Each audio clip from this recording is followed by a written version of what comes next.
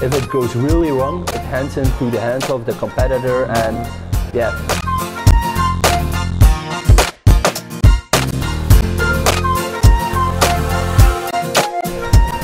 Hello Stijn, you are Stijn Wijndaele. You are working for Nomadesk, which is a company which secures the data of and the files of companies. We can summarize that this way. You told me that a lot of companies, for instance, didn't care about the USB stick they were carrying around, and sometimes it could be pretty threatening for their knowledge, for their data. And how do you look at that? Yeah, that's indeed the case. A lot of companies are storing valuable data on their USB sticks. For instance, you would be surprised how many laptops get stolen in the airport, how many people lose their laptops, and they simply don't know the value of the data that is stored on their laptops. Basically, you would be surprised how many companies lose their data, and then it appeared that that data got into the hands of the wrong party that uses for speeding up their own development. Is it on purpose? It means that there was professional data stealers? Yes, it's indeed. You would think of it that it only happens in movies and books, but it's common sense that business data gets stolen and being abused by the wrong party. But who comes the threat from? Is it outsourced agencies who are just looking after just a laptop leaking around, or stealing USB stick, as you mentioned, or, or paper report? Is it the way it works? You can look at it in both ways. Either it is the USB stick gets stolen on an incident and the data is not being used. The founder of the USB stick only uses it for having a look at it, but don't abuse it.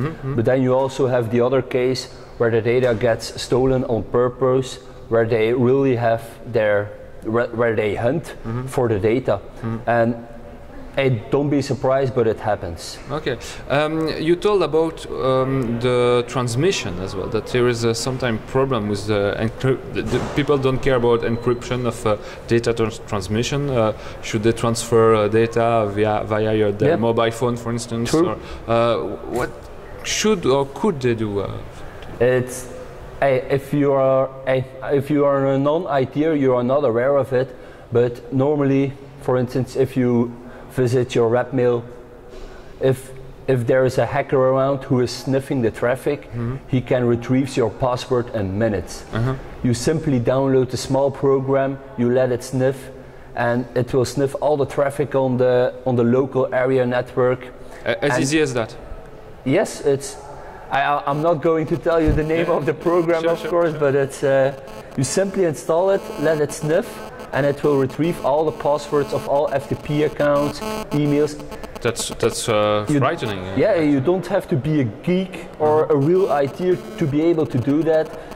And that's why you just need to be careful that if you are visiting your webmail, for instance, that you always use HTTPS, because the S stands for secure. And this means the traffic that is being sent from your PC to the server is being encrypted. Are in Belgium companies careful enough, SMEs for instance, careful enough in the handling of their data and transmission?